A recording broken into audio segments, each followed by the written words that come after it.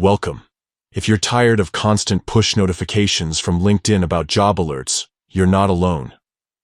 Today, I'll walk you through the updated process to disable push notifications for job alerts on LinkedIn using your PC.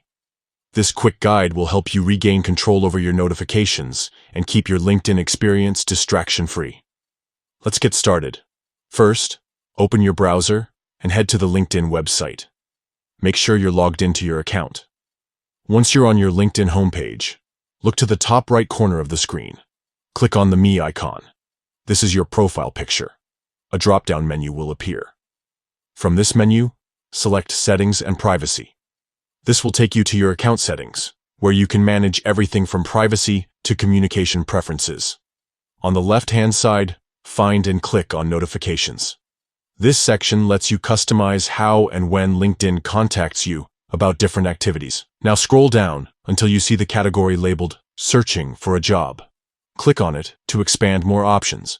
Here, you'll find Job Alerts. Click on Job Alerts to see your current notification settings.